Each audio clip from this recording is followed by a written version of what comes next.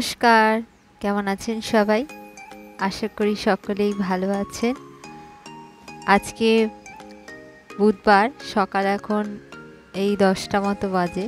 আমি ছাদে এসেছি। আজকে দেখুন কি সুন্দর, চারিদিকটা পরিষ্কার লাগছে, আকাশটা বেশ রৌদ্রোজ্জ্বল। বৃষ্টি হওয়ার পর আমি জানি না কতক্ষণ রোদ্দুর থাকবে, হয়তো আবার একটু পরেই মেঘলা হয়ে যাবে। তো এখন খুব সুন্দর লাগছে আকাশটা। আর এই যে দেখুন, নতুন ফুল গাছ এনেছে ওর বাবা।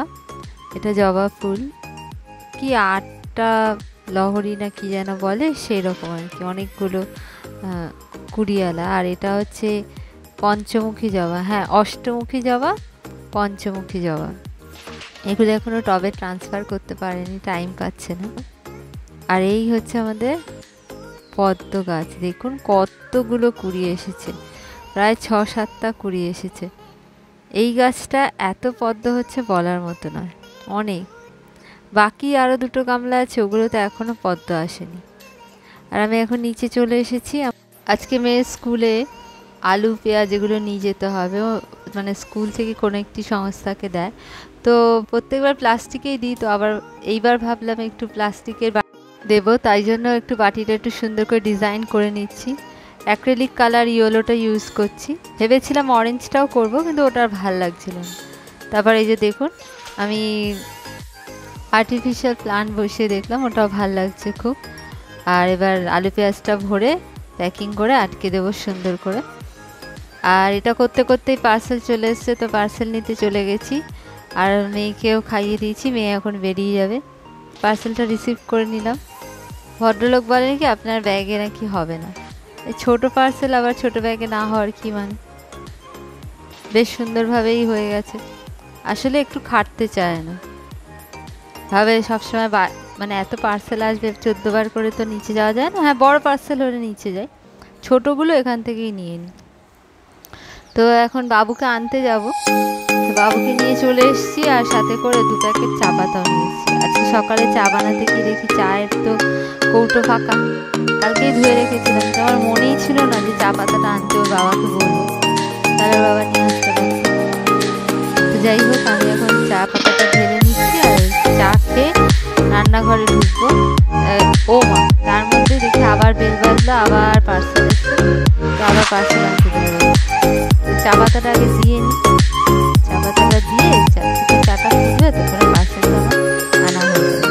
তো 2টো পার্সেল দিয়ে দিয়েছে, আপনাদের সাথে পরে শেয়ার করবো।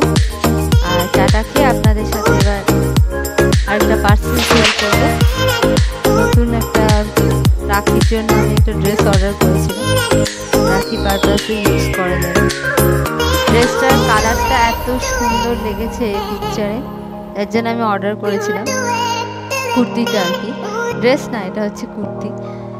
কিন্তু এটা যে সামনাসামনি কালারটা দুরকম হবে এটা বুঝতে পারিনি। এই যে ডিজাইনটা আপনি দেখছেন, সাইডে যে পাইপিং, সামনে গলার কাজটা, এটা হচ্ছে পিঙ্ক কালারের কাপড়ের মধ্যে ডিজাইন।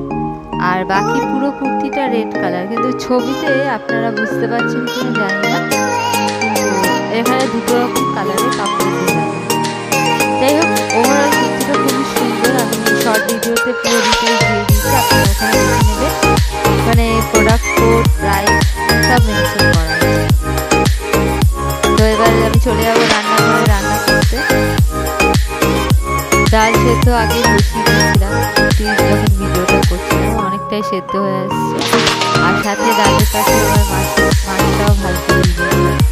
ডাল সেদ্ধ হয়ে গেছে, এবার আমি ফোড়ন দেবো। তো আজকে আমি তেঁতুর ডাল বানাবো, তাই এখানে আমি সর্ষে ফোড়ন দিয়ে উচ্ছেগুলোকে ভেজে নেব।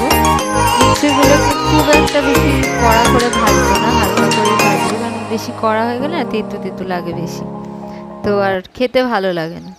তো এরপরে সেদ্ধ ডালটা কিছুটা আমি দিয়ে দেবো, আর বাকিটা দেবো না। আর এরপর নুন, হলুদ, সামান্য একটু মিষ্টি দিতে পারেন দিয়ে, এর সাথে আমার মানে গাছে লেবু পাতা ছিল, তো আমি একটা লেবু পাতা নিয়ে এসেছি, ওটাও দিয়ে দেবো। গ্যাসটা অফ করে তবে পাতাটা দিতে, ওটা দিয়ে ফোটাতে নামিয়ে নিয়েছি ডালটা। এবার কড়াইটা পরিষ্কার করে এর মধ্যে মাছ করব। তো মাছের মধ্যে তেলটা গরম করে গোটা জিরে ফোড়ন দিয়ে কিছুটা পেঁয়াজ আমি ঘষে দিয়ে দিয়েছি। ঘষুনি আছে, ওটা দিয়ে ঘষে নিচ্ছি। আর এর সাথেই আলুটাও ভেজে নেবো, তাহলে পেঁয়াজ আর আলুটা একসাথে একটু ভাজা হয়ে যাবে। আমার একটু মাছের ঝোলে একটু সবজি দিয়ে রান্না করতে বেশি ভালো লাগে, তো এখানে আজকে আমি সবজি কিছু অ্যাড করবো। তো যতক্ষণ আলুটা ভাজা ভাজা হচ্ছে আমি নুন, হলুদ, লঙ্কার গুঁড়ো, জিরে গুঁড়ো, ধনে গুঁড়ো সব রকম মশলাই দিয়ে এবার ভালো করে মশলাটা কষিয়ে নেব। আর সামান্য একটু জল অ্যাড করে দেবেন, নাহলে পরে কিন্তু নিচে কড়াইতে লেগে যাবে, আর একটু পুড়ে গেলে টেস্টটা ভালো হয় না।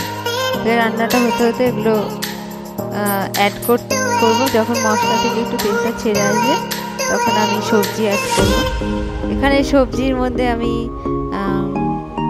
বরবটি আর পটল নিয়েছি, আপনারা চাইলে ঝিঙে দিয়েও করতে পারেন, তাহলেও ভালো লাগে। আর যখনই রান্নার জল অ্যাড করবেন গরম জল, ও বলতে ভুলে গেছি টমেটো আর কাঁচা লঙ্কা দিয়ে দিচ্ছি, ঝালটা নিজেদের স্বাদ মতো। সবজি দিয়েও বেশ কিছুক্ষণ নাড়াচাড়া করে নেবে। যখন সবজিটা আর মশলাটা বেশ মাখো মাখো হয়ে আসবে তখন আমি গরম জল দিয়ে দেবো। দিয়ে গরম জল একটু দেওয়া থাকবে, একটু মাছের ঝোলটাকে ফুটে উঠবে, তারপরে মাছগুলো অ্যাড করে বন্ধ করে দেবে। ব্যাস, তাহলে এই রান্নাটা হয়ে গেলে 10 মিনিটের মধ্যে সুন্দর মাছের ঝোল তৈরি হয়ে গেল। আমাদের আজকের রেসিপি কুটরি ভাজা, পটল ভাজা, তেঁতুর ডাল আর মাছের তেল বেগুন আর মাছের ঝোলটা আপনাদের দেখিয়েছি। খাওয়া দাওয়া সেরে এবার আমি যাচ্ছি আমার মেয়েকে স্কুল থেকে আনতে। তো আজকের ভিডিও এতটাই থাকলো, দেখা হবে নতুন আরেকটা ব্লগে। সবাই ভালো থাকবেন, সুস্থ থাকবেন। আর ভিডিওটা এতক্ষণ দেখার জন্য সকলকে অসংখ্য ধন্যবাদ।